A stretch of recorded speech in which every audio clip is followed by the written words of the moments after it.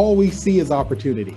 Our region is more awake and alive, more committed to inclusion, sustainability, and equity than ever. Government, social, and private sector actors are leaning in together to address entrenched and complex local issues. We are coming together as a region to institute real change.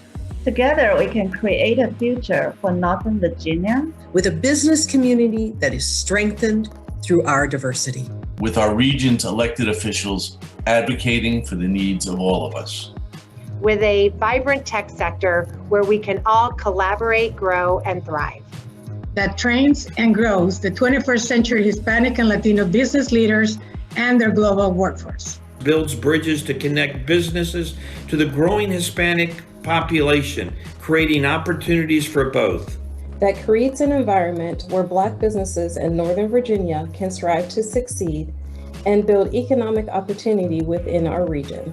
That encourages and supports the economic growth and sustainability of the region by building bridges with the Asian American community. That empowers Asian American entrepreneurs, professionals, and those working in the supply chain system to thrive. That is the catalyst for business growth and entrepreneurship. That offers a world-class quality of life right here in our community. Where access to high-quality higher education and equity and opportunity is available to all. That innovates and advances knowledge to create a more just, free, and prosperous world. That is stronger when all people are respected, welcomed, and invited to share their assets and contributions in community building. Welcome to the 2021 Shape of the Region Conference.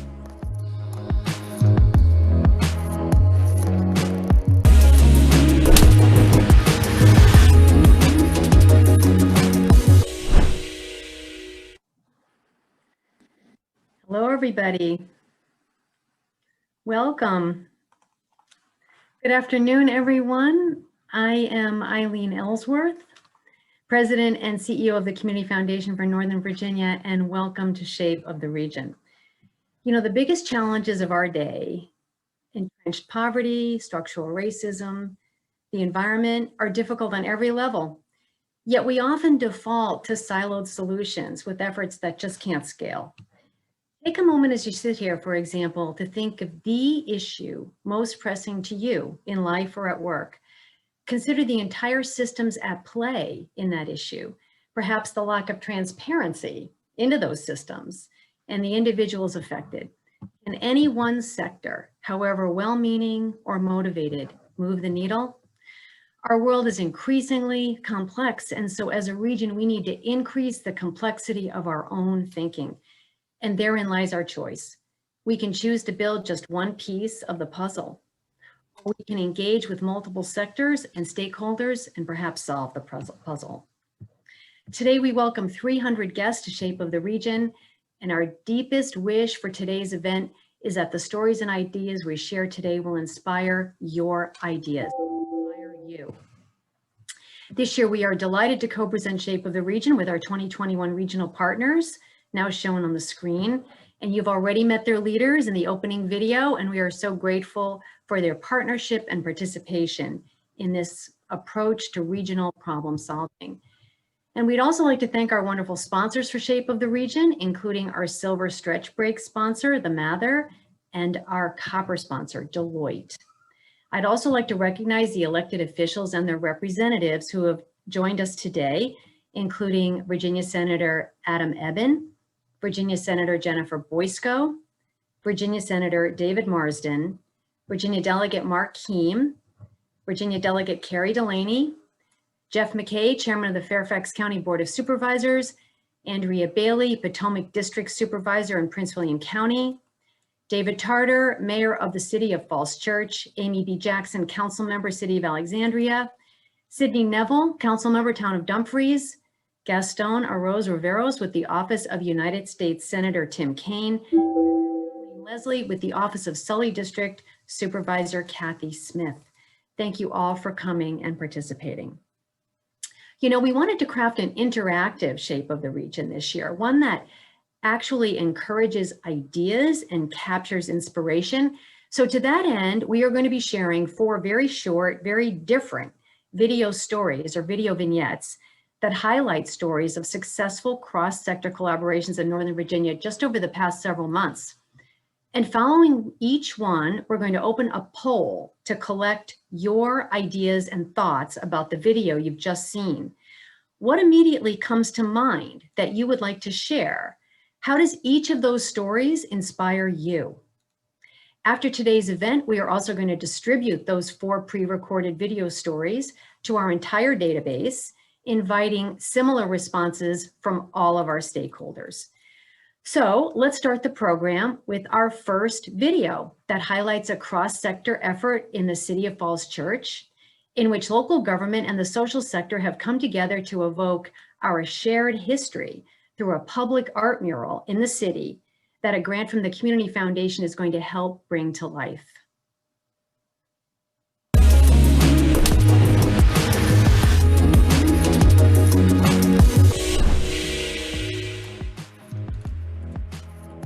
In 1915, the town of Falls Church attempted to, or suggested that they would pass an ordinance which essentially would segregate housing. 9 men came together, led by Dr. Edwin B. Henderson and Joseph Tenner. They called the meeting at Mr. Tenner's home. Mr. Tenner was an outspoken representative of the African American community. He was an outstanding orator, and Dr. Henderson was a school teacher and involved with the NAACP.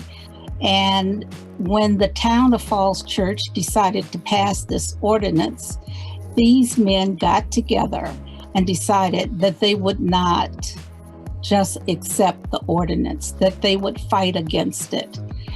The ordinance was never enacted, so it was a victory. This group went on to become the first rural branch of the NAACP in 1918. Around over 2 years ago, the Tinner Hill Heritage Foundation looked at the many programs that we were doing. We decided that everything we did under the rubric of making history visible would give us a focus and a kind of determination, because history, as important as it is, can get overlooked. You can bypass it, you can not read something. So we wanted to make sure that in every way that was available to us or that we could invent, we could make that history much more visible than it had been. So the mural project is extremely important to Falls Church. It's going to help bring history to life. Remembering our history is a tool for creating a better future. We need to preserve a record of what's happened and ensure that the mistakes of the past aren't repeated. I'm delighted to have the opportunity to have a mural like this here in our city. So the artwork will not only tell the story of the past, it will inspire.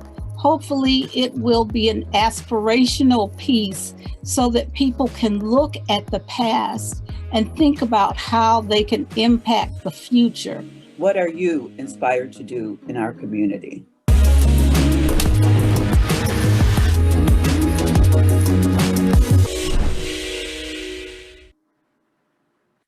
Thank you, Mayor Tarter, Irene, and Nikki for that inspiring story. And you heard Irene ask the very right question. Did this story inspire you to think differently about the way public art can help remember our history? Or perhaps it's made you think differently about the role of local government to help build a more equitable and inclusive society. So please take a moment right now and share your thoughts on this with us. There is a link on the screen and hopefully now in the chat to participate in our poll. And if you click that link right from chat, it'll take you to the poll. All you need to do is enter your name and submit your comments. You can also upvote other ideas you like that you see in the queue. So continue to share your ideas as this poll is going to remain open until we start sharing the next video vignette. And it is now my pleasure to welcome our keynote speaker for today's event, Nancy Giordano.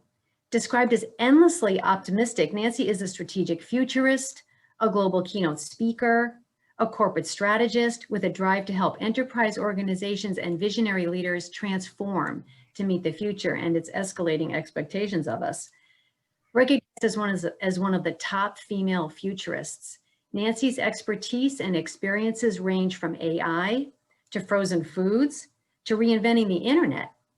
And all of her projects have a key common denominator: transitioning away from the extractive operating systems and outdated thinking that no longer hold up to create a more sustainable, inclusive, and dynamic solution that the future will always demand. You have all received an e-copy of Nancy's new book, Leadering: The Ways Visionary Leaders Play Bigger. Nancy, welcome, and thank you for joining us today. Thank you. It is so wonderful to be here, and I couldn't think of a better introduction, not just of me, but of the whole event. I love the way that you set up the opportunity that we have in the moment of time that we are in, Eileen, and I'm thrilled to contribute to the conversation today. It is going to be a rocket-fast conversation about what the future needs and expects of us, and so I'm just going to sort of jump in clumsily to good old screen sharing as I open this and invite you guys into it. But again, thank you into this. It's, you know, we're trying to all just trying to make sense of this past year. Apparently this is sort of like a sort of anniversary date of sorts today, and just trying to just kind of take a deep breath from where we are. And the fact is we're at the front end of much more that is coming our way. The way I think about it is when you talk to the technologists and the designers and the entrepreneurs and the scientists and the engineers, the people who are literally building the future, and you ask them how far along we are, they will tell you we're just 1%. That was literally from a conversation at Google when we talked about the future of retail a couple of years ago. That is literally the words out of their mouth from an additive printer that we went to go visit a year or so ago to talk about 3D printing. So that was prior to the pandemic. We were only, sort of a 1% in. I would say the pandemic has hastened our adoption of existing technologies, but it's like we're just at the threshold of a true wave of transformation and innovation that will come. So the question is, how do we learn to navigate our way through that, and what does that look like? So I will take you quickly through it. The theme is sort of leadering, but that's just my way of being able to frame how we make our way around that. And we will start with a really key component to it, which, I just realized I'm not on the actual presentation, but sorry, give away my big secret. There you go. Well, then you guys, those who read ahead, and then we're going to take a deep breath. Because that is really the key to this whole thing, is to recognize that we have been through lots of change already. We have built a lot of coping skills and capacities and abilities to take on new and different things.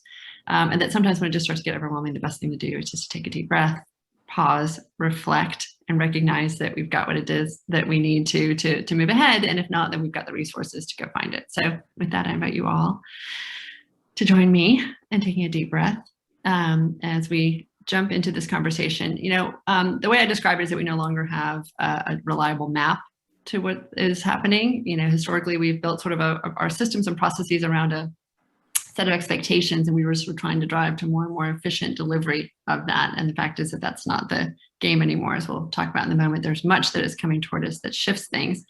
So if I don't have a map, how do I navigate new terrain?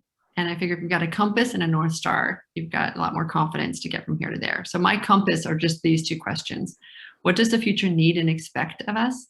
And what are we each in a unique position to create and contribute to that future? And that is as an individual, that is as a team, that's as an organization, that's as a industry, that is actually, I would argue, as a nation, increasingly as a world. We can scope that question as broadly as we want, but that's the invitation of the moment. And the way that we think about it is through three separate lenses. One is as a professional, right? We always come to these gatherings as a way of wanting to make sure that we can steward the resources and responsibilities that we have with as much insight and as much, clear vision as we can. But it's also, we're individuals, we're humans that are going through this, which clearly has become visible this past year for mothers and fathers and sons and daughters and community members that are all trying to also take this stuff in real time for our lives. And increasingly, we're being asked to think about this as a member of society, which to me is exciting. It means that our actions have that much more impact. It also means that our choices have that much more responsibility. And what's interesting, again, is the lines or the boundaries between these things are becoming more and more porous. So that's part of the invitation of the future, scale and scope and speed simultaneously. And here's sort of the reality. I mean, this is not something you all don't already know, but I always think it helps to have some, framing for what it is, the moment that we're in, is that we are constantly demanding more in every aspect of our lives. So put the human hat on for a moment and remember that you too are demanding quality, innovation, transparency, personalization, speed, flexibility, on and on and on. If I can make that slide bigger, I would. And the reality is not even like, are those words continuing to grow, but the definition of them is continuing to deepen. If you think about what personalization meant 5 years ago, it's very different than what it means now. And it's very different than what it will mean 5 years from now when we start to harness all this data and really be able to create very, very individualized solutions across a range of different everything. So the fact is we're demanding more, and in return, we're willing to give less, right? Time, energy, complexity, loyalty, attention, trust, patience, and money, depending on the experience that you're with us, and one's a little more variable. So this is the tension that we have been wrestling for years, and it's not going to slow down, and it's not going to get any easier. Even before the pandemic started, BCG did a research study that came out in January 2020, talked about thriving in the 2020s. Not sure if they quite knew what was right around the corner from that release, but these were two really provocative stats that were in it. That they forecast that 1 out of 3 public companies would cease to exist in its current form over the next 5 years, and that's a rate that was 6 times higher than it is 40 years ago. And the key to that is public companies in its current form, right? Because public companies are more taxed with this need to constantly create, recurring revenue on a month-by-month, quarter-by-quarter, year-by-year basis, which makes it more challenging to be able to make some of the investments and shifts that we need to, and the work that we're moving ahead. And it's in its current form. No company, no organization, no industry is going to stay static in any way, shape, or form. It's all going to have a radical shift, and we'll again talk about why. And so the question is, how do we prepare ourselves for that? Because if we don't, the profitability gap is continuing to spread. What they found is the gap between the top quartile and the bottom quartile is, larger than it's been over the past 30 years. And we're going to again see that happening because those who can harness the data and understand what some of the opportunities are on the front are getting what my colleagues in the AI world describe as the Peloton effect, in the sense that it's exponential. It just continues to grow faster. So this gap between the front end and the back end is one that I'm concerned about, and a lot of where I put my attention and focus, which is how do we close that and level everyone up to be able to be part of this and contribute. I'll whip really quickly through the forces that are shaping this, because I think it helps to understand how the current moment is shaping where it is that we're heading to next. Nothing that happened in this past year wasn't visible prior. It was all visible before. It's just become that much more visible, and our understanding of it has accelerated, and our ability to kind of navigate it hopefully has improved some of that and built some more again of the capacity of what we will need. But again, if we're only 1% in, that means we still have a long way to go. So just quickly, clearly we've all become much more reliant on digital solutions for everything, right? Work, school, life, well-being in all forms. And it's going to become more so as we end up in an AI-powered future. Again, I built an artificial intelligence company, I helped a team attempt to build one 5 years ago. Then I built a conference on the 7 most disruptive technologies. I've done a lot of work in the world, again, with the people who are building the future. And I'm currently a consultant to another one here in Austin. And this is the way it looks, right? After the 2000 recession, it was the internet, and people that built internet-led businesses like Amazon, certainly zoomed on and sort of taken over big parts of our world. Those in 2007 and 2008 who recognized that we were going through a mobile and social and beginning of cloud revolution, and really had started to understand how that would change businesses. And you could build, a business on mobile and social. They've certainly zoomed out, and the same thing is happening with AI, although even much bigger, we all expect, coming out of this. And what's fascinating is that it's not just about personalization and efficiency and giving us opportunities for new revenue. It's actually also going to challenge old assumptions and move from a place of just being predictive to being prescriptive. And how will we feel about that? And the AI algorithm telling us ways to optimize everything in our world, including how our team works and how maybe our budgets are allocated. So the second is that we've really become much more aware of and appreciative of our impact on the planet. And I'm really, some of these slides get a little goofed, but during the pandemic, certainly I did not predict the whole world was going to slow down and get quiet and completely stop. And, as much as I can sort of see over the horizon, I did not expect every plane, every store, every roadway to be silent.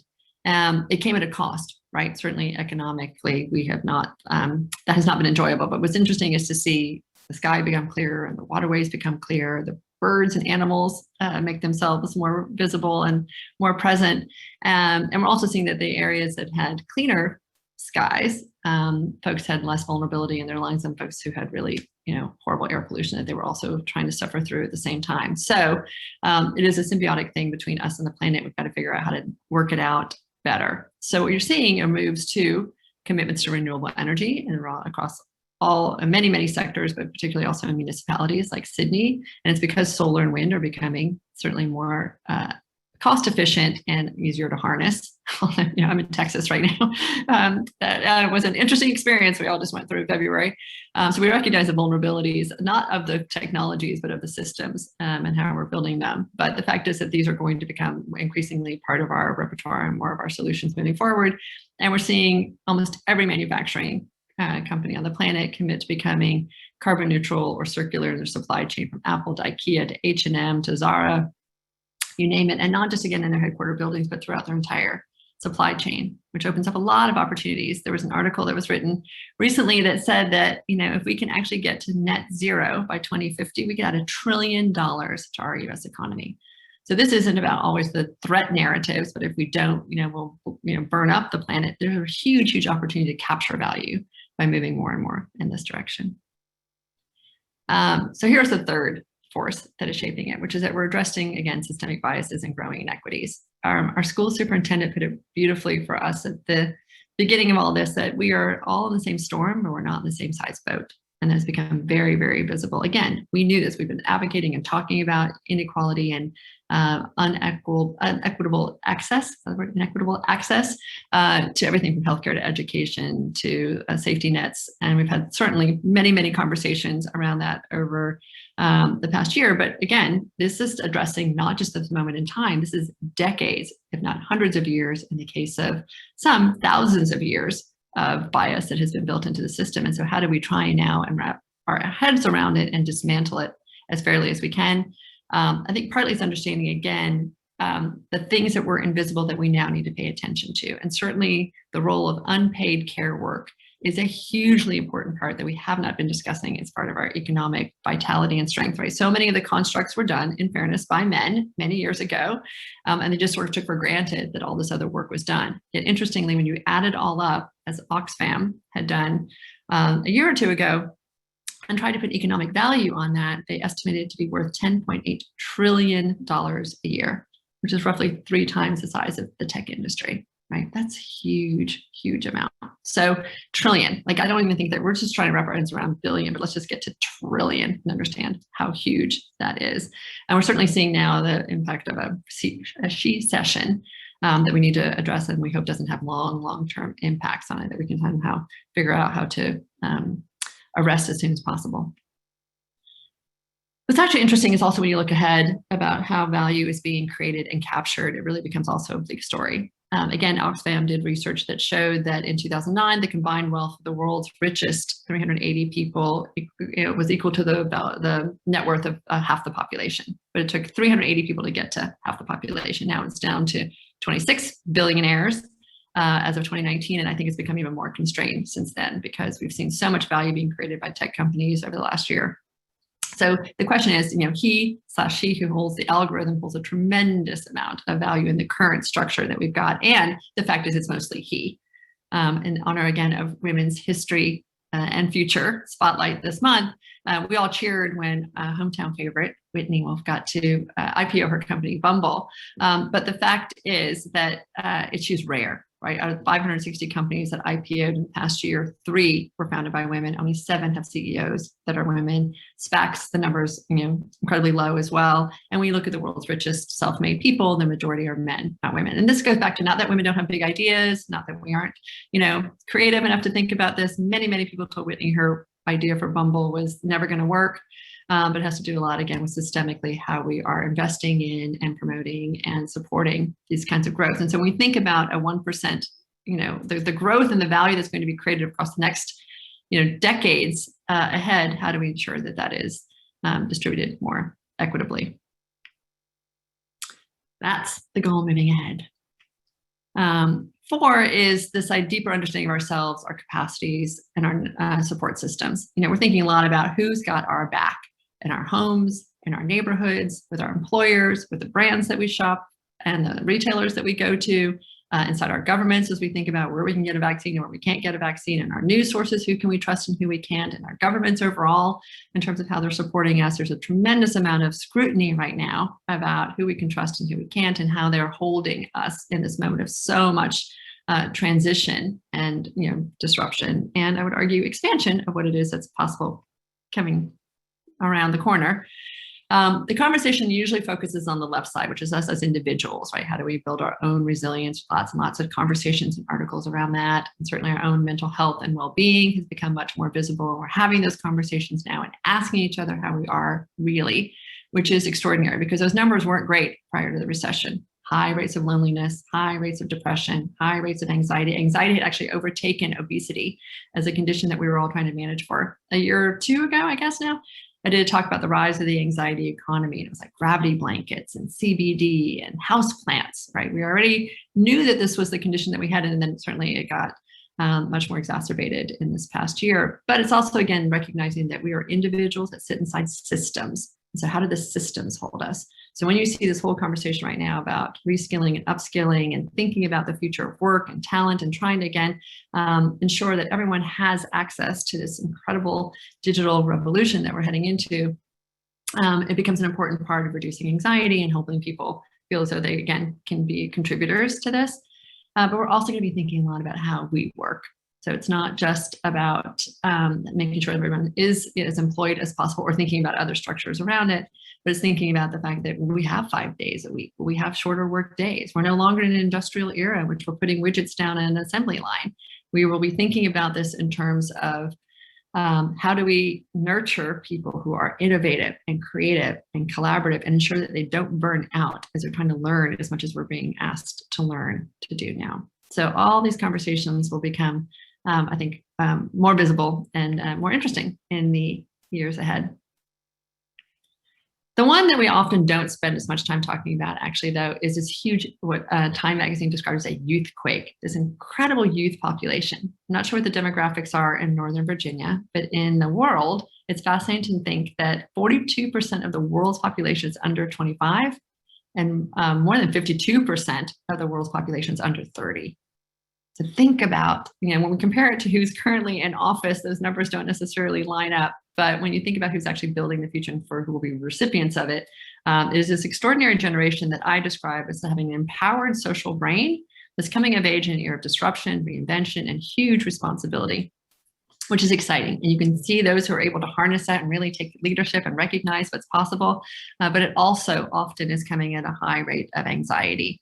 The CDC recently came out with stats that already prior to the pandemic weren't in any way something that we would want to, be excited about, and it's only gotten worse. And it's particularly 18 to 24-year-olds right now that are very vulnerable, but we see it, both older and younger. In this recent research, 62.9% are exhibiting signs of anxiety and depression, and a mind-boggling and heartbreaking 25% have considered suicide. So I'll just pause for 1 second and just talk about how, I don't care how high GDP is, I don't care how high the stock market is, and I don't care how many IPOs have, how many millionaires were created last month. This is a societal indicator that things aren't going so well. And I really do worry that we're heading not only into all these other crises that Eileen had mentioned, but also a mental health crisis that we have got to sort out, both in the immediate and that it doesn't have long-term trauma and impact moving forward. So how do we manage and navigate for that? Lots and lots of things in the longer talk I can go into, but I do think just recognizing it is a big part of it and taking a deep breath and seeing that this is the work that is ahead of us, right? Is being able to navigate across all of those things from, again, technological change, sustainability, and thinking about our relationship with the environment, thinking about, all these structural biases and pieces of it that need to be dismantled and rebuilt, our own resilience and the structures that hold us well, and then how we take care of our kids. And now we head into the technological part. What happens when all these things start to emerge and converge, right? We're, again, just so nascent early days around all of these technologies. And I, implore people to become more curious about them. I certainly implore students to become more curious about it. One of the things that I think a lot about when we talk about how we can hold youth better. It's how we create a more positive narrative around these. These things can seem all really super scary, and the headlines can be really daunting about robots taking our jobs and AI, somehow manipulating us in really awful and dark ways. But these are also the key to solving huge and complex problems, and being able to create a lot more value and be able to distribute it in much more interesting ways than we may have been able to do in the past. And so I think it's actually very exciting when you think about what's on the horizon. And it's not just happening in a linear way. The tricky part is happening in an exponential way, and we discount that. Hopefully this past year, we've become a little more sensitive to what exponential looks like and means. But as technology advances, information grows, and culture shifts, it's happening again at this rate where we sort of discount it. Like we get hyped, and we go, oh, never mind, it's never going to happen. And then boom, it takes off. As enough data is collected, as enough compute power happens, as the right sort of conditions happen, the right use case happens, the convergence of these things happen, all of a sudden things change. If you think again about the iPhone, what the world looked like prior to 2007 and what it looked like after, right? And all the value again that was created and destroyed as all these apps came in and changed the way we do everything. Just imagine again what is possible as we move ahead. I like to think about this sometimes in terms of headlines of the future. So if you think about where it is that we are headed, these are actual real things that are happening, right? There's predictions that the beef industry will be so disrupted that there will be a 50% collapse in beef by 2030 because of plant-based proteins and plant-based milk. Milk actually already, plant-based milk already outsells dairy milk, and we're seeing dairies go into bankruptcy. And I went back and looked actually dairies and reports, like research reports from 2000, like what they thought was on the horizon. Nothing I could find showed that they were prepared for this. And yet now oat milk outsells, everything else. So someday when a child asks where milk comes from, we will not be saying a cow, if you can just imagine that. We think about the fact that we're, visionary entrepreneurs are already trying to figure out how to scale space from low orbital all the way out to Mars. And there are some very visionary entrepreneurs who are trying to open a space hotel by 2027 in which we can space jam basketball. But we also see these technologies that allow us to be able to hopefully create greater access for medical care, whether it's robotics that are able to do long-distance heart surgery. We can 3D print skin and organs. We can have AI that reads, x-rays and provides diagnosis. I mean, it's just astounding what is happening here. And then you think about it on the manufacturing side of it, the fact that we could 3D print a house for $7,000 or $4,000. There's a company in Austin that originally did it for 24 hours for $12,000. Then it came down to $7,000, and now they're heading to $4,000, right? 1,000 square foot house for $4,000. Right now, if I Googled it, what it takes on average to build a 1,000 square foot house is $156,000. So imagine what that opens up then, and being able to offer dignified and safe housing for everyone. They're building communities now in Austin to try and help deal with our growing issue around those experiencing homelessness. And they're doing it also in Central America with another company called News Story. But around the world, this is happening in different sort of pockets and shapes. So to me, that's a super exciting thing. What it means for me is it raises a bunch of questions on the future of work, around the future of business, and most importantly, around the future of society. What does it look like when we're leaving an industrial era and heading into an exponential productivity era? And this, again, is a super fast fly through some of the concepts that are in the book. But if you guys do take time to download it and look at it, there's a whole conversation around what it means that we're entering to a productivity era or productivity revolution. It's very different, has very different physics than the industrial era, which is why I believe we need to have a mindset that goes with it. That's what this whole thing is about, is how do we shift the way that we actually orient and steward our resources and think about our connection to one another and the resources that we can share across with one another is a big, big part of this, because we cannot bring an outdated industrial mindset into an exponential productivity era. It doesn't work. Not only will we miss opportunities, but it actually can also be hugely dangerous. We're trying to clean up so many externalities right now from the 20th century. It's like we do not want them to be exponential externalities in the 21st. So I'm advocating for this thing that we shift from a noun to a verb. So the noun, which was very intentionally and very cleverly built for the 20th century business world that we were in, which was, it's a noun, right? It's static, it's closed, it's hierarchical, it's an approach. It's about driving toward efficiency in sort of the Six Sigma world to scale efficiently and consistently and ensure that we have growth month after month, quarter after quarter, year after year. That was the mandate. And we did it very successfully. We built brands all over the world and we lifted people out of poverty. But again, it threw off a whole bunch of externalities, and we now are in a world that's so much more dynamic and changing so quickly that we need an approach that is equally dynamic and responsive. So I'm advocating that we think about it as a verb, right? One that is adaptive and caring and inclusive. It's a mindset as opposed to an approach, because it's constantly, again, taking in information. It supports innovation and experimentation, and it thinks about the goal instead of about short-term growth and profitability, about creating long-term sustainable value over decades and over generations.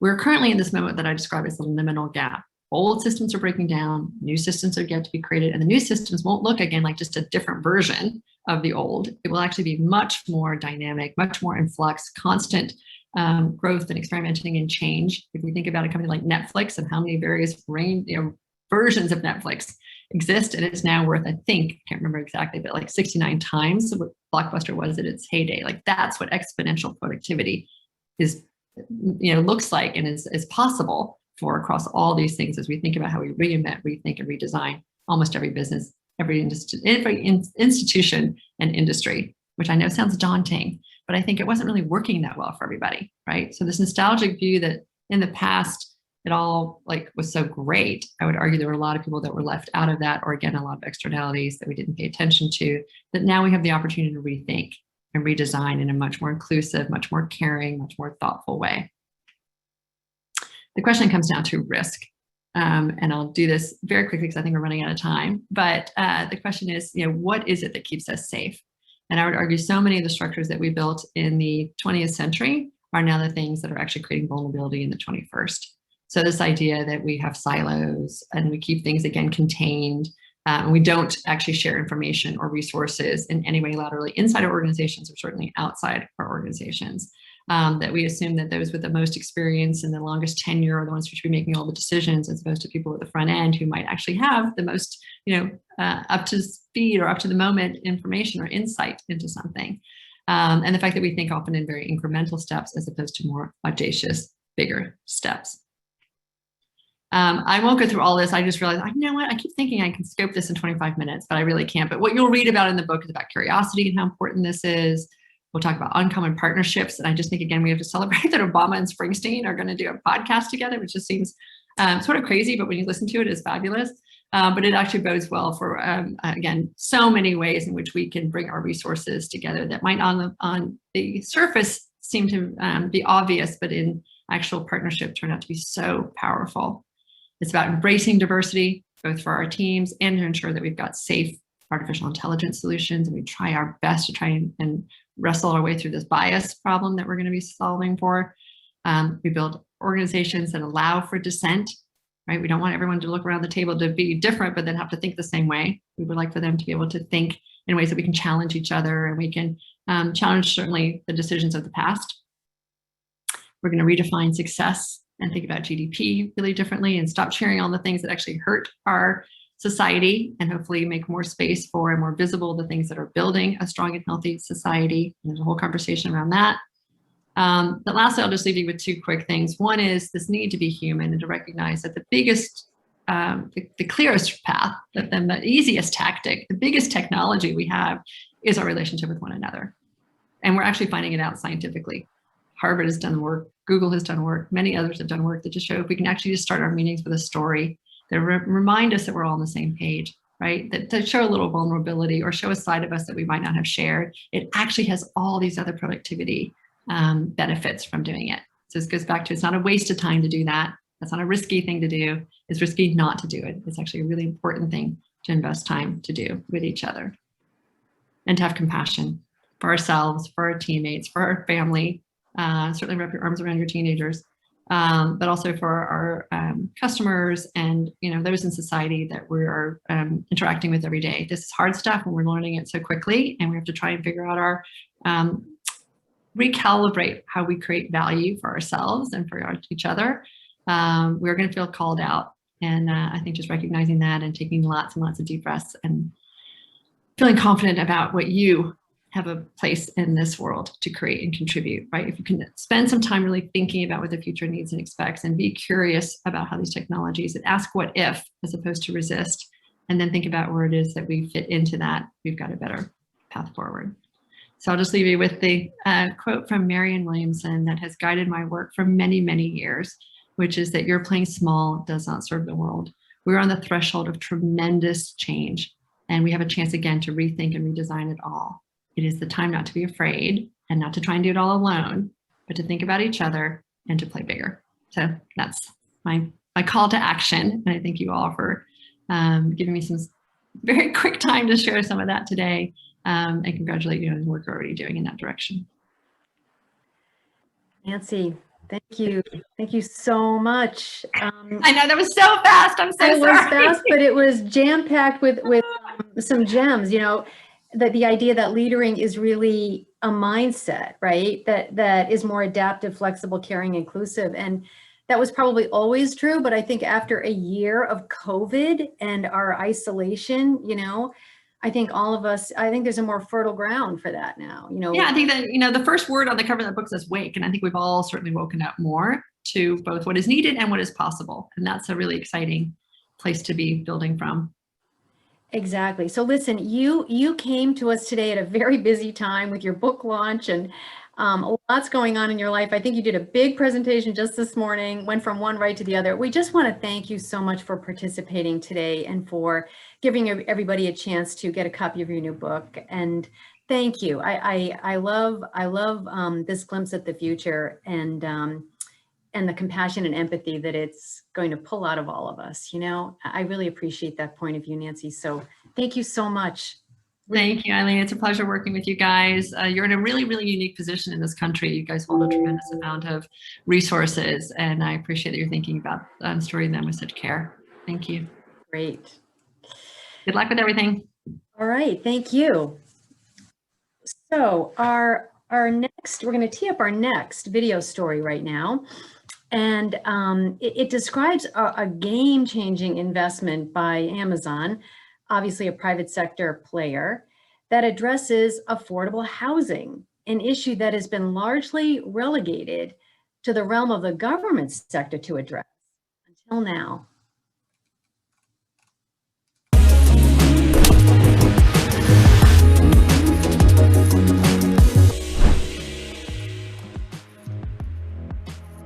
So Amazon's Housing Equity Fund is our $2 billion commitment to creating and or preserving 20,000 affordable housing units in 3 jurisdictions where we're expanding our corporate presence.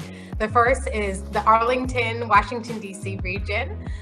Second is Nashville, Tennessee. And the third is the Puget Sound in Washington state.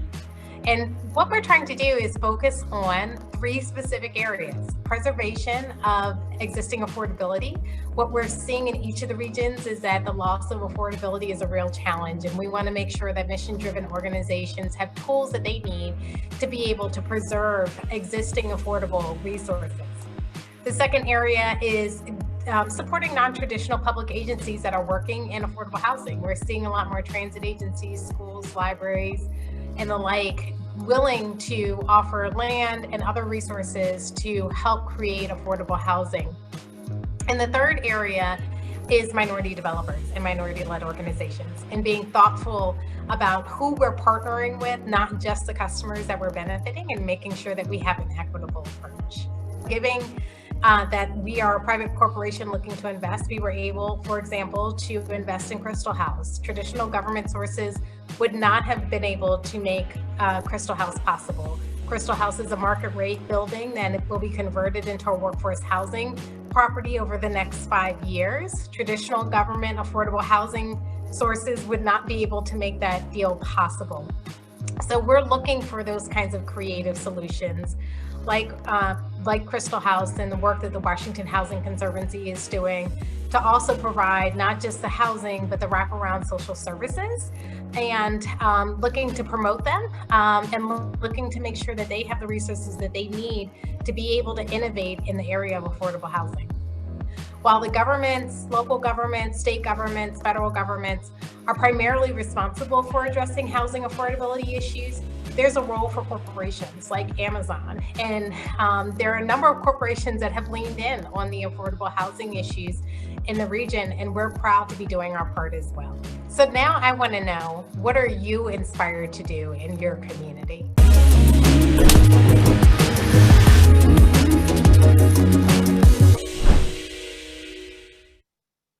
Right. Thank you, Catherine, for sharing that story of Amazon's Housing Equity Fund. And once again, we want to hear from our participants. So please go to the link in the chat box now to share your thoughts. And the poll is going to remain open for the next 10 minutes or so until our next video story begins. But think for a moment, maybe this inspires an idea for how your company can lean in or invest in solutions to community challenges. I mean, you know, there's no company that has the capacity of Amazon, but what can we do to encourage our private sector here, maybe your own employer, to lean in on some of the bigger issues that span our region? And I think, you know, offline, Catherine has said that housing is really a field of interest that's just ripe for innovation. And I think she's right. Our technology sector here is interested in innovation. So what are some of your ideas around innovating in this area with the private sector leaning in?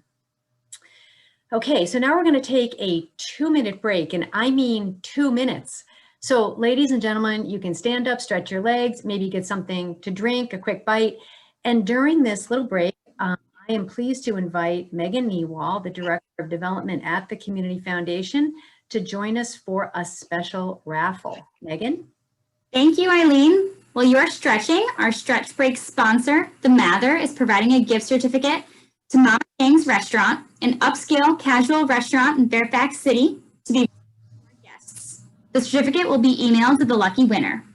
Please turn your attention to the screen now, and we will spin the wheel and select a winner.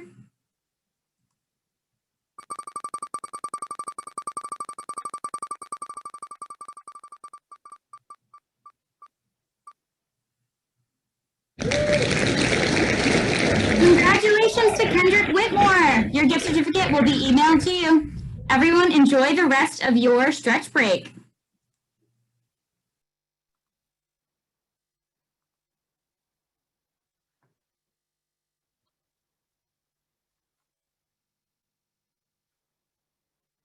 Thanks, Megan. Thanks again to the Mather. We're just going to give everybody about another minute to rejoin us before we share our next video story.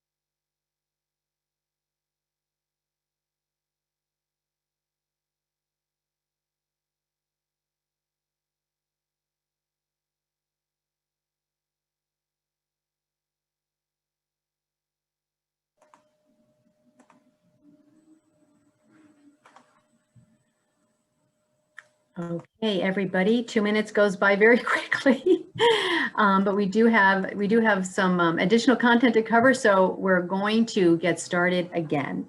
It's time for our next video story about Micron, another private sector company, a local private sector company that has made significant investments in social sector partners like Rosie Riveters to increase the diversity and inclusivity of our tech talent workforce.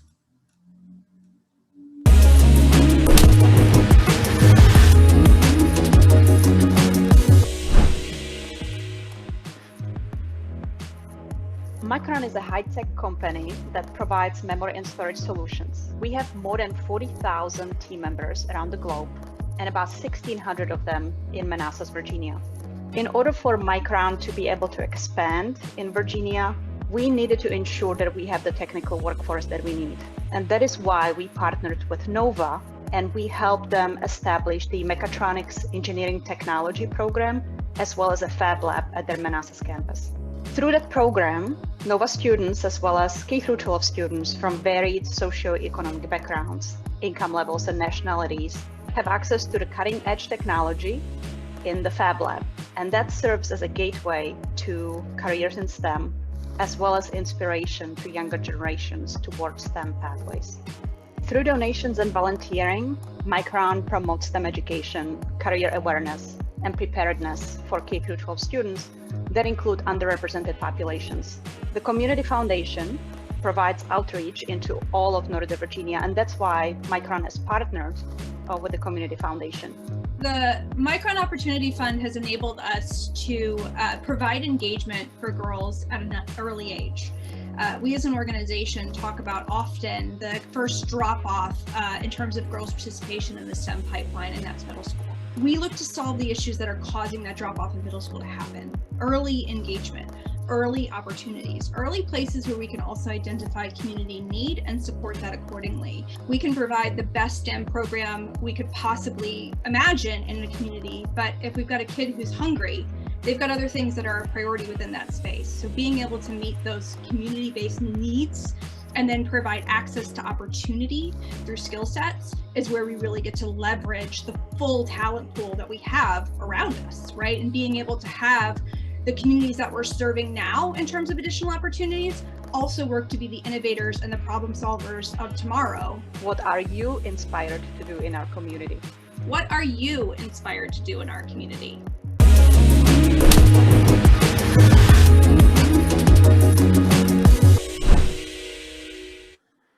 All right, thank you, Susanna Steen of Micron and Brittany Greer of Rosary Riveters. And once again, please visit the link on your screen. It's also in the chat to share your ideas with us through our poll, which is going to remain open until the next and final video story. Maybe this story is the one that gets you thinking about some of our neighbors here in Northern Virginia who are underrepresented in the tech field. And maybe with just a bit more focus or a bit more advocacy on our part, on your part, on your employer's part, perhaps we can help some of them develop 1 or 2 new skills or obtain 1 or 2 new certifications that bumps up their earning potential or exposes them to possible new career paths they may never have seen before. So please keep commenting. Some terrific comments are coming in, and we appreciate your ideas. All right, now it is my pleasure to welcome Harry Klaff, who will moderate today's panel on recent cross-sector collaborations that have helped achieve economic mobility, promote racial justice and equity, and catalyze more inclusive systems of economic growth in Northern Virginia. Harry Klaff serves as principal and president of clients at Avison Young.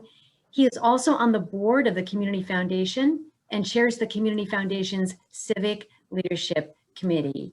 Harry, thank you so much for joining us today and moderating our panel.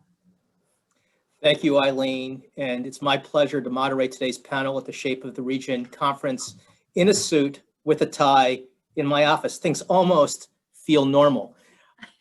In my experience, each sector of our society has an important role to play to support the region's growth while ensuring no one gets left behind. Northern Virginia is very diverse and has already become a majority-minority region 25 years ahead of the rest of the country. With 2.5 million people in the region, 50% are white, 18% are Hispanic, 16% are Asian, 12% are Black, and 4% other. The percentage of our population is Black and Hispanic is in line with the national average. However, Northern Virginia has a proportionally smaller white population due to the relative size of its Asian population, about 25% of whom immigrated from India. I welcome our panelists to join me today. You can read their full bios in your program. Laura Flam is a senior program manager of community health at Kaiser Permanente. Julian Ha, partner at Heidrick and Struggles. Buddy Reiser, executive director of Loudoun Economic Development. Yolanda Earl Thompson, director of community impact, United Community. And Danny Vargas, founder and president of Varcom Solutions, LLC. As we chat, please submit your questions to the panel through the Q&A box on the Zoom screen. We'll have a few minutes, we hope, at the end of this to address these questions. Our panel met recently and we discussed a few themes, including equity, collaboration between the public and private sector, and the topic of intentionality. Panelists, we have precious little time today, so I'm asking for you to cover the topic, but be as concise as possible. Thanks. Let's get started. Danny Vargas, COVID-19 has had a disproportionate impact on Hispanic and Latino communities. In Northern Virginia especially, given that this population represents 18% of our region and growing, how long do you think the impact will affect the Hispanic community? And how do we prevent this imbalance from happening again? Well, thank you, Harry, and thank you everyone for participating. You know, it was interesting as the COVID-19 pandemic affected the entire region, it became apparent that the effects were disproportionate. We noticed, as you said, that the Hispanic community in Fairfax, for example, is about 18% of the population, but at its peak, we represented 66% of the COVID-19 cases. So I reached out to the Board of Supervisors, and there were efforts underway, not only at the local level, but at the state level, to make sure that there were efforts to ameliorate and address this disproportionality. There was also an effort to make sure that there was a better effort moving forward to address not only inequities, but also address disparate outcomes. So there was a task force that was put in place. A number of us participated in that and put together a set of recommendations to make sure that we could have a brighter, more successful future for all of our residents. It's all about oversight, transparency, and accountability. We want to make sure that the public sector, the private sector, and nonprofits were aware of the importance of making sure that all communities were not just represented, but there was intentionality about making sure that they had not only a seat at the table, but the influence and the ability to impact policies and outcomes and so forth. So, you know, it's all about making sure that we can hold their feet to the fire, not let them off the hook, and have the measures of effectiveness that are tracked on an ongoing basis, because as you know, what's not measured doesn't get done. So there's going to be more efforts coming in the near future to ensure that all of these things are addressed and these recommendations are undertaken. But I think the level of intentionality really is there now for us to be able to capitalize on that, and we'll continue to move forward with that. Thanks, Danny. Yolanda, I love your background. You're addressing a similar situation where you are. How has the pandemic affected the population you serve, and what has it either confirmed or taught us about our future efforts? Well, thank you. This is Detroit. I'm originally from Detroit, so I'm representing, so thank you for acknowledging that. What we've learned a lot is that our community wants to be a part of their solution. And so Danny has given you all the statistics, and what I would just like to bring to the table is that it's about engaging it's about community engagement and the people who want to be a part of the solution.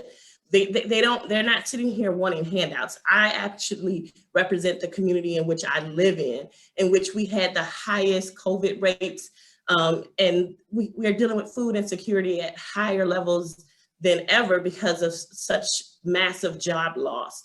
And so what I have found over this year is I started a food distribution line in which there was 10 people. Now we're at 300 a week, but the community are engaging in the process. They're sharing their voices. They're going to meetings. And now we have over 12 ambassadors who are actually getting referrals for vaccination appointments and being a part of their own solution.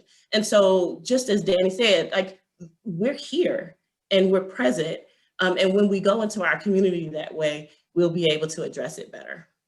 Thank you, Yolanda. Appreciate that. Buddy, next question's for you. So Loudoun County has been one of the fastest growing counties in the nation for nearly 20 years, maybe over 20 years. People think of growing as a synonym for prosperity. How would you dispel that notion, especially in context of COVID-19? Well, Harry, thank you, and thank you, everyone. From a top-line perspective, Loudoun has made it through the pandemic pretty positively. In many ways, thanks to the tech community data centers, we've been able to grow about $6.5 billion in commercial investment, 5 million square feet of new commercial space. But as Nancy said earlier, it doesn't really matter how things look. It really matters when you look beyond, because things get less positive. I talk of 2020 in terms of tech versus touch. Our technology-based businesses continue to do well, and those employment numbers are pretty much back to pre-COVID levels. However, those businesses that are more dependent on the touch economy, where interaction is necessary, are really struggling and will continue to struggle for some time. What it's led to is a further gap between the haves and the have-nots. More than 54% of DC area homes had at least one person teleworking during the pandemic. But the question becomes, who gets to telework.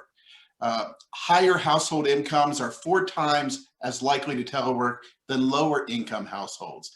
That means the younger, the less educated, the minority communities have been hit especially hard during this.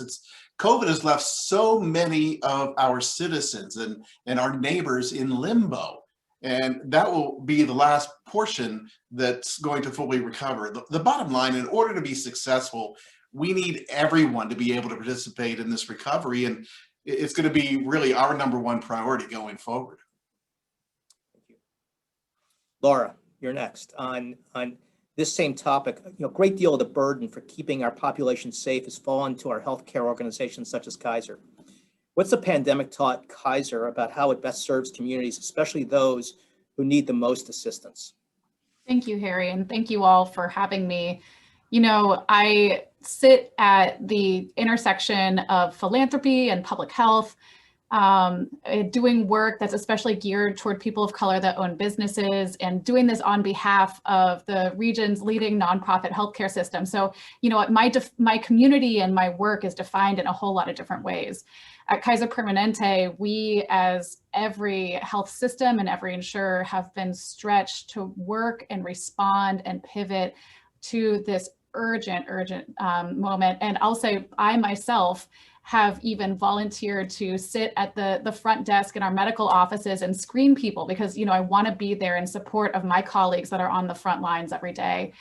In my work in philanthropy, we at Kaiser Permanente have recognized even more urgency in our work, working toward equitable economic opportunity. And a lot of people ask, like, what's a healthcare system doing supporting small businesses and businesses owned by people of color? Like, what does that have to do with healthcare? And Nancy mentioned Six Sigma, and really the only thing I know about Six Sigma is it's really important to ask why. You know, there's like the 6 or 5 or however many whys. And, you know, I ask myself, I live in Baltimore. I ask myself, why is it that my neighbors who live over in West Baltimore live 20 fewer years than my neighbors that live up in North Baltimore? Like, sit with that for a moment. That is an entire generation. And when you ask why enough times, you get to the pervasive and insidious impact of the racial wealth gap. It is an absolute imperative, if you care about health, to be looking at wealth from an equitable lens. So we're proud to be doing work through, you know, just the day-to-day business. Every year we spend $2 billion with BIPOC, women, disability, queer or veteran-owned businesses. And then we do work locally. We were proud to be able to partner with Google and others to fund the minority-owned business grant program for Loudoun County. And this year, we're excited to bring the ICCC program to the area for the first time. This is a program for small to medium-sized businesses and business owners, especially those that are people of color, to really learn and grow their networks and figure out, you know, how can they do business with people like Kaiser Permanente. And we're really excited to work with partners like those on the line today to make that happen. Thank you, Laura, and thank you for everything that Kaiser's doing in our region and across the country. Appreciate it. Julian, one of the very unfortunate consequences of COVID-19 has been discrimination attacks on the Asian American community. And some of these have been quite public, in fact, maybe even instigated potentially by public figures. Can you discuss what you're doing to address this in our community and elsewhere? Well, thank you, Harry, and thanks for the opportunity to be with you all today to join in this really important conversation. I think there are some unique challenges that the Asian American Pacific Islander AAPI community have been facing. I mean, first, I just want to say that, you know, I think it's worth recognizing that the AAPI community is not a monolith, right? And it sort of dovetails into broader discussions around, you know, model minority myth that all Asian Americans are doing just fine. You know, we're well educated, we have good jobs, so why are we even part of this conversation? But when you take a more nuanced view at the AAPI community, you realize that there are actually a number of struggling subgroups that are, you know, below the poverty line with limited English proficiency and access to resources. Then you also have the opposite, and I guess equally, if not more pernicious perception that AAPIs are perpetual foreigners and outsiders. And I think, you know, that dovetails into, I think, the crux of your question. You know, the virus has unfortunately amplified some of those particular challenges. You know, AAPIs many are entrepreneurs, they run small businesses, They've been deeply impacted by the pandemic. You know, restaurants, mini marts, hair and nail salons, they all come to mind. And the inflammatory rhetoric that you referred to has certainly fanned those flames of discrimination. We've seen, unfortunately, a very high incidence of violence against Asians and anti-Asian hate crimes. I think by last count publicly, there have been 3,000 reported incidents, which we think is way underreported, since many victims for cultural and generational linguistic reasons have not reported those. So that all flows into what we hope, what can we do about this, right? So I'm happy to sort of announce on today's panel that I've been part of a group, a new national policy and advocacy organization that's it's being stood up to help better address some of those challenges. I was involved in helping recruit the new leader of this yet to be announced organization. So I'm providing a preview here today. It'll be an organization that'll be headquartered here in the DMV area. And the goal is to become the NAACP/Anti-Defamation League for the Asian American community. I think it's a really exciting development. And what I can share now is that the foundation is backed by some of the most successful, prominent Asian American entrepreneurs and civic leaders around the country. And the goal will be to be known to be the go-to national AAPI organization to combat rising and systemic racism, and to defend the right for Asian Americans to frankly belong on equal terms and to be safe from discrimination and violence. So watch this space. Wow, thank you. And thank you for announcing it here, newsworthy. Breaking news, not at all. Let's take a quick pivot and let's talk about cross-sector collaborations and the importance of the private sector. I'm gonna go back to Danny. So Danny, you're a leader in both the public and private sector, and you may have the very best answers for these given your roles that you've had over your career. What role should the private sector play and must play in civic health and equity? Thank you, Harry, for that question. It's a vital question. I think the public sector clearly has a role to play in making sure that there's a level playing field, that everyone's following the same rule books, if you will. But the private sector really does need to be able to step up and make sure that there is the level of intentionality to have the representation within the arms of our society that really do offer the opportunity to rise up out of poverty. For example, I grew up in New York City on the streets of Brooklyn on welfare. Little did I ever dream that I'd be able to have a successful business and have a role to play in my community. But that only happens when we have an opportunity to succeed. So that educational opportunities are there, so that there's the opportunity for entrepreneurship, to start a business, to get involved in philanthropy and so forth. One of the things that I really want to see happen more often is having the private sector step up and start walking the walk instead of just talking the talk. They've done a great job over the last few years of talking about the need for equity and talking about the need for diversity and inclusion, but we need to see more actions.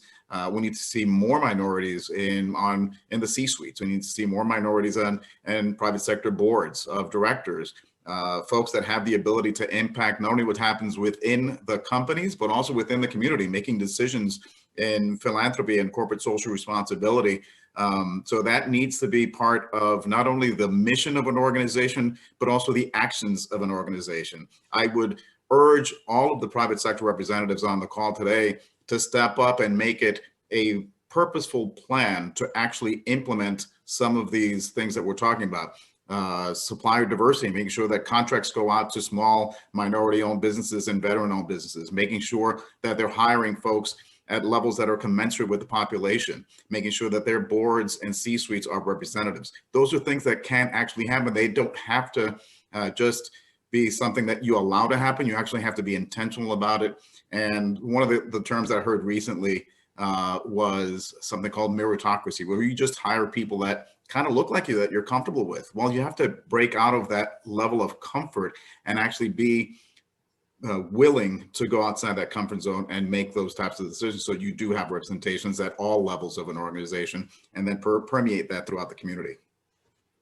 Intentionality. We're going to come back to that, Danny. Absolutely. Absolutely. Julian, you were you obviously at Heidrick and Struggle is a massive firm and very important to the fabric of the economy. It's an international company, and obviously you have a day job.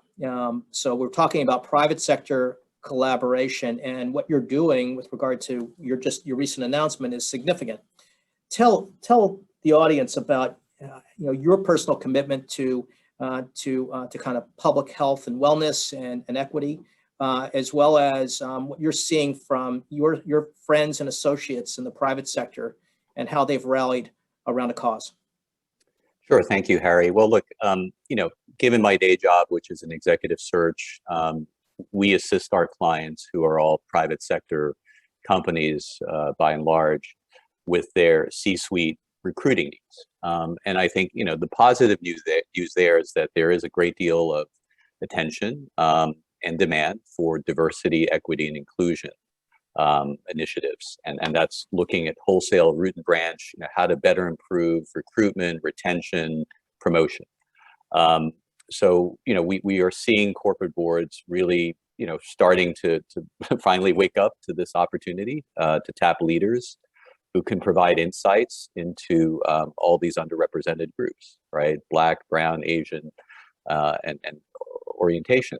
So, so it's not only it's the right thing to do, Harry, but it's really the smart business thing to do, right? When you look at the numbers, when you look at the research, the more diverse boards you have, the more diverse C-suites, and the more diverse workforce, the better the results, the better ROI, the better profit margin. So, we appeal obviously to the moral imperative, but there's also the commercial imperative. And I think this is where the private sector can, continue to contribute, hopefully through, organizations like us. I will say one more thing, if I may, in terms of how the private sector can be part of that change. It's to partner with and sponsor with cultural institutions. And I don't want to steal Danny's thunder because I think he may have an announcement there, but I'm sorry to go first. So I'm going to give a quick plug for a new museum that I'm also involved with, which is the Chinese American Museum of Washington, D.C. It's a cultural museum that tells a story of the Chinese in America. It's housed in a beautiful building on 16th Street, just 4 blocks from the White House.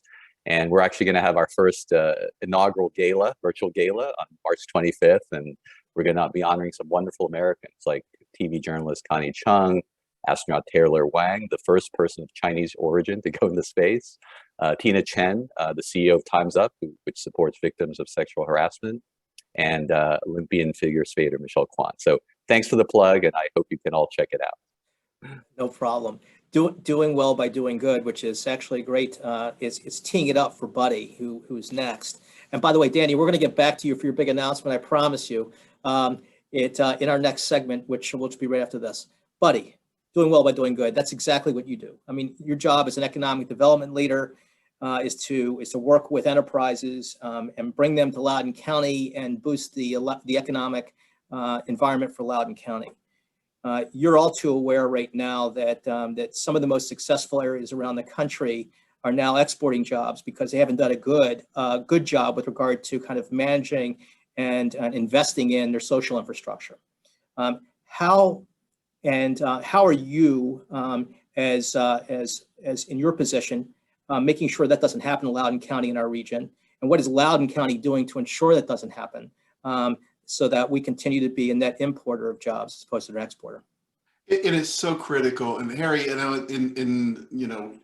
I have been doing this a long time, and what we have seen, especially recently, is that business attraction has become about the workforce. It has become less about where your company wants to be and more where your employees want to be. And employees need and want to be in a place where they feel comfortable, where they feel engaged, where they feel like they're really involved in that. And so we have to be inclusive and cooperative in that approach.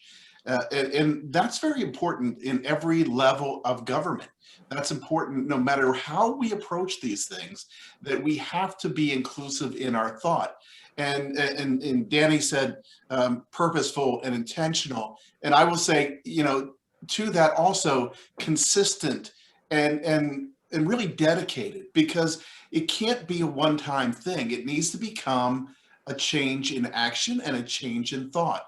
And to be inclusive means to be really thoughtful in every decision you make, and how we've kind of approached it across Loudoun County is, and really across Northern Virginia through my work with the NOVA EDA and the work we've done to bring more people under the tent, as we like to say, is to really focus on how do we make sure that everyone has that voice, everyone has the opportunity to engage, and that everyone can feel like they are part of this process. Because when you start to turn that corner and you start to be exclusive and not bringing people in, that's when you start to see the sea change, and you see jobs leaving instead of coming. You see companies leaving instead of wanting to come in and grow. And the more companies that come in, it really helps on so many levels, because it does help them then engage in the community and take advantage of the diversity of the workforce and get the new ideas and be able to grow in a smart and intelligent way. So really, it is all about bringing people together and making these communities attractive to everyone and having everyone as part of those solutions. Couldn't agree more. Yolanda, we're going to turn to intentionality. And when we chatted last week, I have to tell you that your commitment and your level of enthusiasm, especially around the topic of intentionality, was incredible. So one of the things you said was that you're in the business of nurturing and growing citizen activists. What do you mean by that, and how does that kind of work into your topic of intentionality? Well, first off, it's starting at the nurturing. So we're doing a initiative here called Collective Impact, and we're bringing residential voices to the forefront of the systemic changes that we want to address the inequities that continue to plague our communities. I'm actually in the Mount Vernon area off of Route 1, and we're calling it the Buckman Loop. It's a very dense community, and like Laura, our life expectancy rate is 15 years less than that of our other Fairfax residents in like Reston or Tyson. And so we have to be intentional, because I'm sending my child to school with someone whose parent is going to live 15 years longer than me, just because I live on one side of the highway versus his friend that lives on the other side, but also because I am female, because I am Black. And so you need to nurture me in a way that says that my life matters. You need to nurture my community so that we can understand that if we matter, then we can grow. I'm recently reading The Sum of Us, how the racism costs everyone and how we can prosper together by Heather McGee. And in there is a Virginia law from back in like 1669 that said that a slave owner could not be brought up by law for murdering a slave, because why would he destroy his estate? That is the root cause of why I don't feel nurtured, because it continues to remind me, even when I'm just reading a book. The other day, I'm talking to my child about what makes a public versus a state university. And I have to, again, go back to my story of slavery and how we do land grants. When we start addressing our community and we start having to really face the root cause of these things, we have to nurture and be intentional, because we can't grow if you don't first address that the American dream was built off of my ancestors' nightmare. And so I can't grow until you first acknowledge that the reason why I'm even coming to you for help is because my ancestors didn't get it and your ancestors did. So let's nurture our relationship and our engagement so that I can get past some of the hurt, so that I can get to some of the growth. And when I say me, it's because I am this community. So I stand here as the voice of many in my community.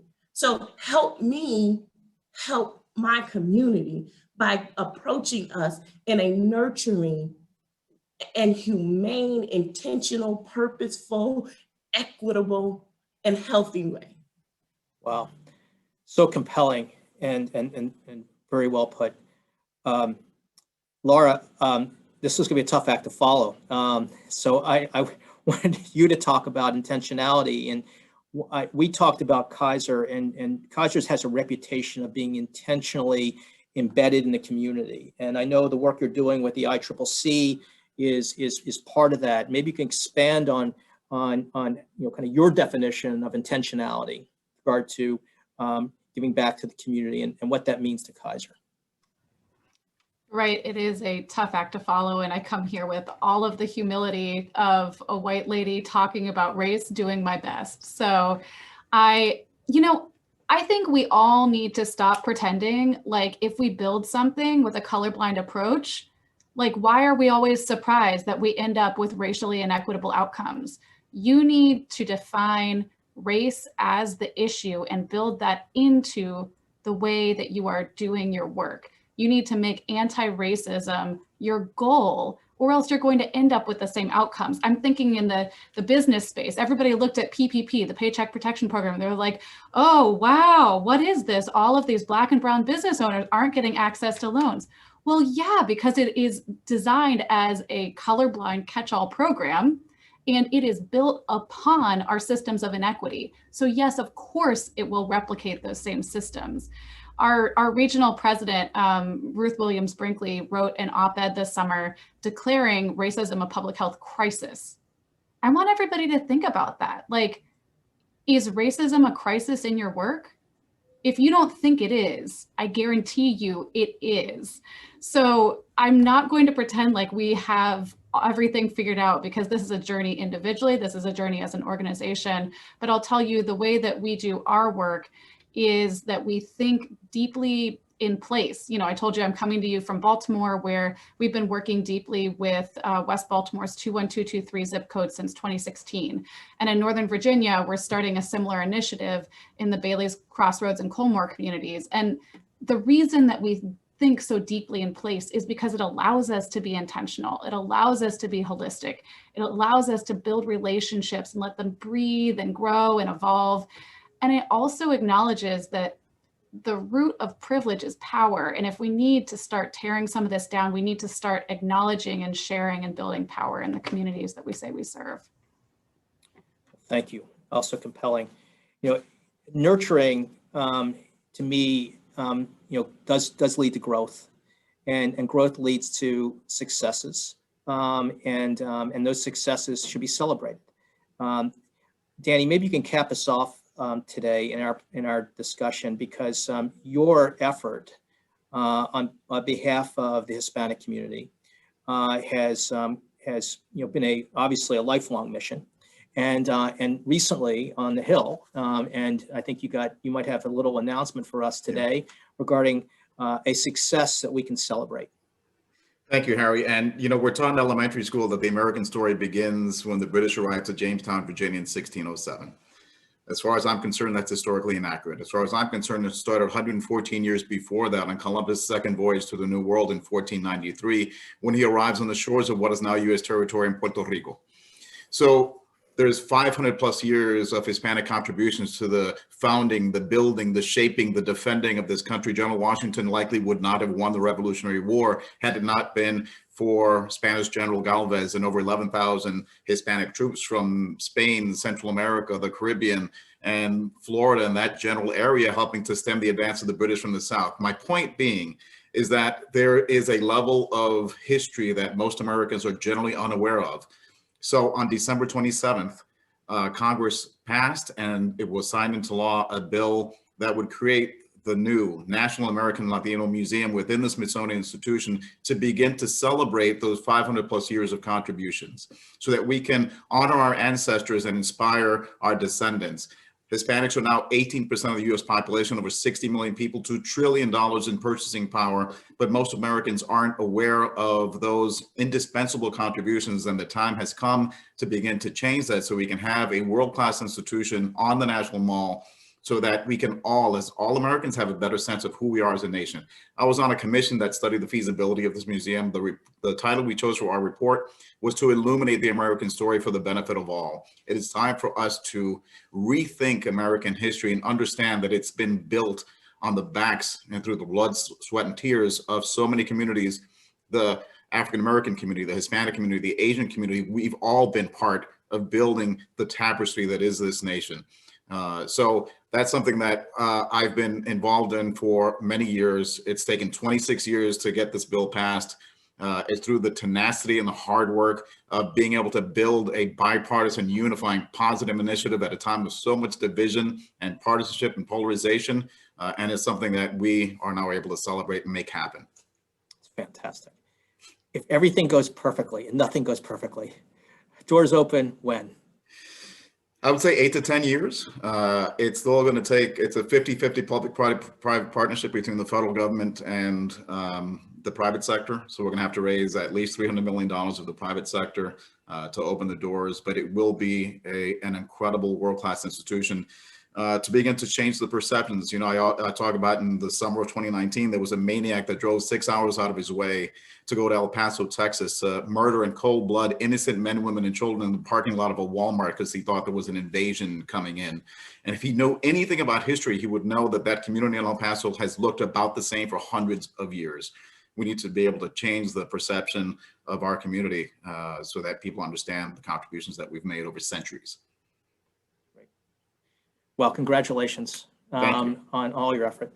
I don't see any questions in the Q&A, but there still may be some, Eileen. So we'll leave it open to some Q&A. I know we're a little bit late. We might have time for one or two. We will. And while our participants maybe think through some questions they'd want to ask the panel, panelists don't go anywhere. Participants put some Q&A in the box there. We have one more quick video, 2.5-minute video to show about another cross-sector collaboration that is both seeded and nurtured by the Coalition for Smarter Growth, a local nonprofit dedicated to preserving and protecting the environment. So while we're watching that video, everyone, think through some questions for the panel.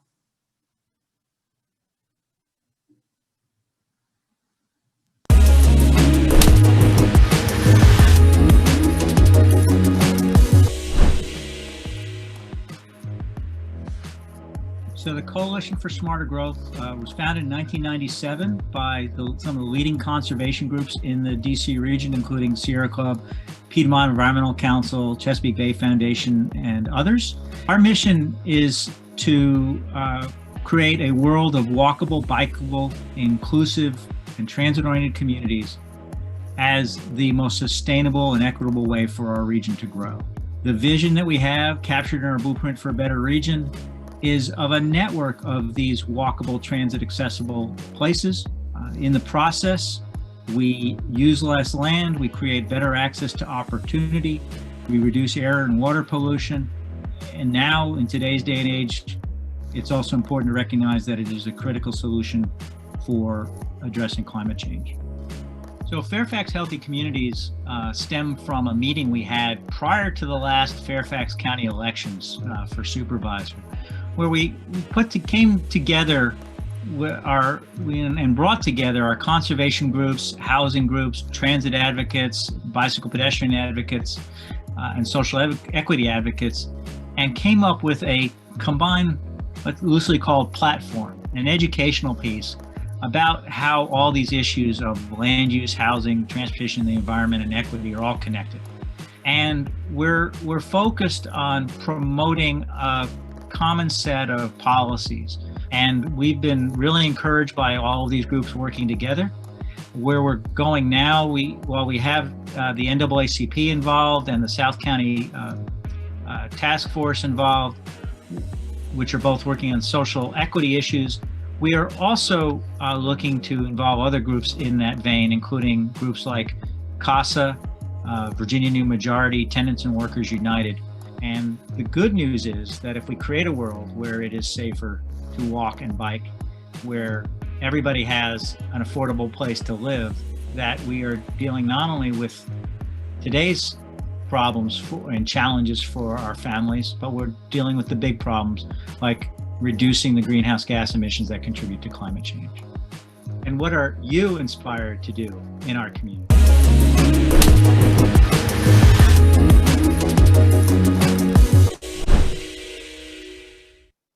Right. Thanks, Stuart Schwartz and the Coalition for Smarter Growth. And now for the last time today, there's a link in the chat to access the poll, which will remain open for the rest of our program. Tell us how the Coalition for Smarter Growth may have inspired an idea in you. And in particular, give a little thought to Stuart's coalition building strategy. In particular, his deep and abiding partnerships with not only with other nonprofits, but with the local government actors as well. All right, so let's get back to the Q&A for the panel. And if there's some questions there you'd like to ask, Carrie, let's do it. If not, are there any further comments that the panelists would like to share about the necessity for cross-sector collaboration in the region, your experiences with cross-sector collaboration, your general impressions about this post-pandemic world, that Nancy has set up for us around agility and compassion and empathy? So Eileen, we've got a couple great questions. Let me start with this one. This one's for Yolanda. Yolanda, why do you think community engagement is not more common? What are the challenges or barriers to true community engagement versus token participation? Thank you. I'm actually going to answer that and Elizabeth so that I can kind of make sure that I respect the questions as well as the time. So one of the reasons why I think community engagement is not more common is, one, people do not know how to do it in a way that gets the results. They feel very threatened. The community voice is authentic. And so often people have a hard time dealing with the hardcore approaches of community engagement. So I really would say that one of the challenges and barriers is making sure that you have that trusted residential face.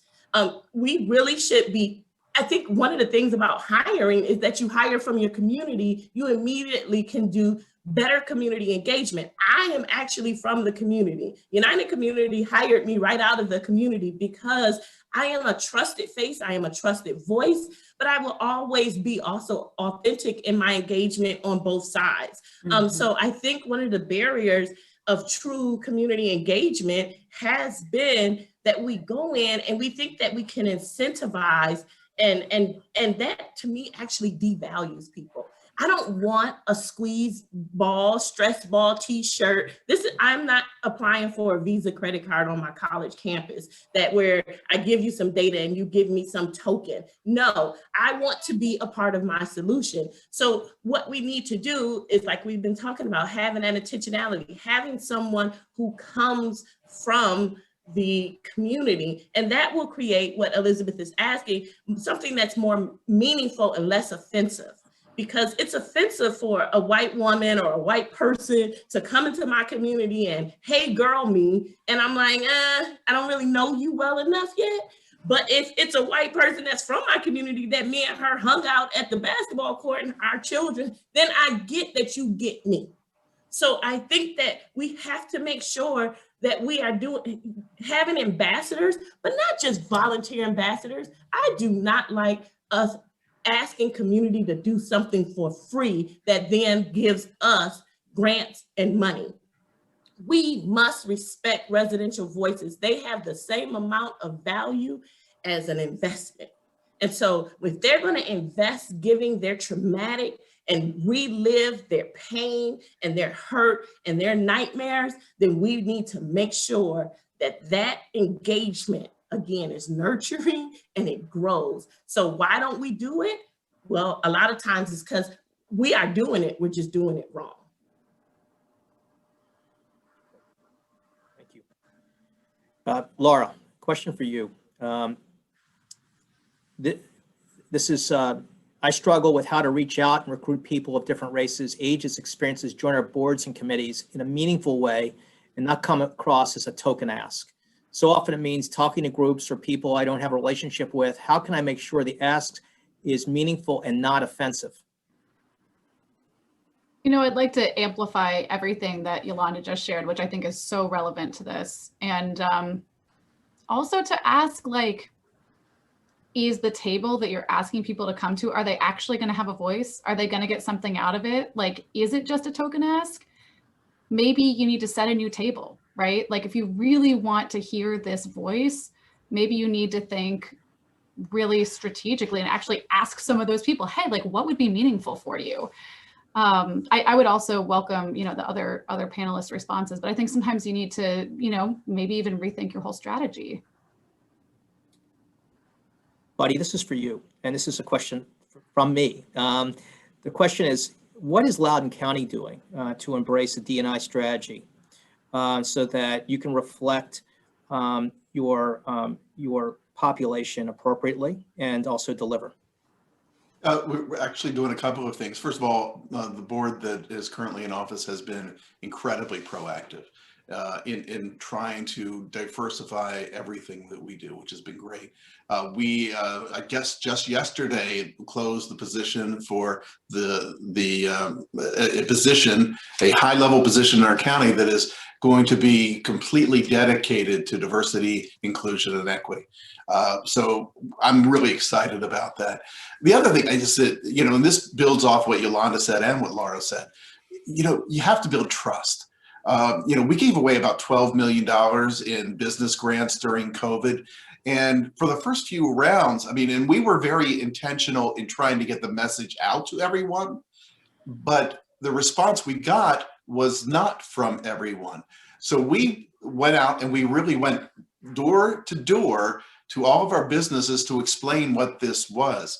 And, it tripled our minority business response at the end, because I think that they see things and they go, well, that's probably not me, or that's probably not true, or, that is something that there's got to be a catch, or these kinds of things. But to see in the last two rounds of our grant program, to see the number of minority businesses getting money triple from the first two rounds was very powerful for me, and a lesson for me that, despite our best efforts to get the message out to everyone, that's probably not enough, that we have to actually physically engage in the community and tell this story of what we're trying to accomplish.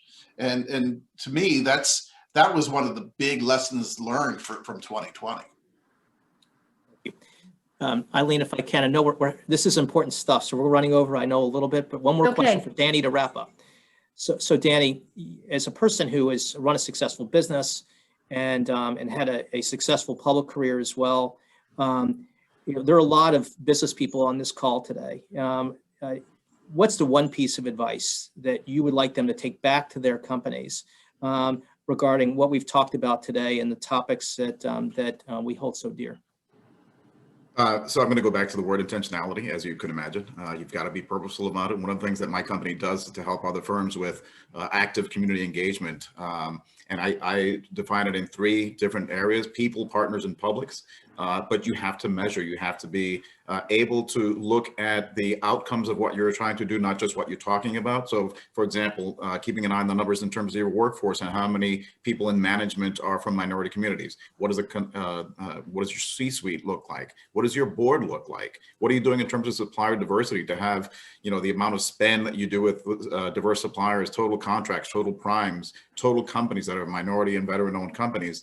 What are you doing in corporate social responsibilities? What community groups are you involved with as partners? What are you doing in the media to make sure that you've got access? The fact that some large companies don't have the ability to communicate with different publics in language is astonishing to me in this day and age.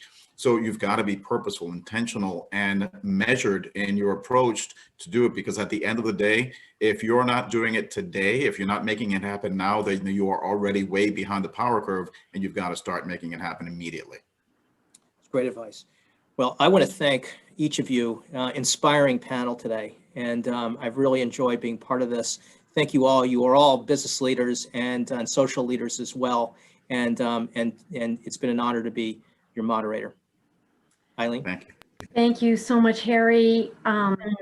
Thanks to each of our panelists, Laura and Julian and Buddy, Yolanda and Danny. That was a fabulous discussion. I could have gone on for another hour.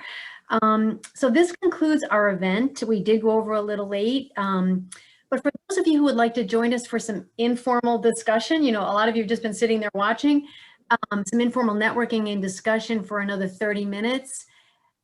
You're welcome to join us on a new Zoom link, which should be pasted into the chat box now, from which you can copy it. So we're looking forward to hearing your voices in those Zoom rooms. And thank you all so much for coming, for engaging with us. We'll see you next year at Shape of the Region. Have a lovely day, everyone. Thank you.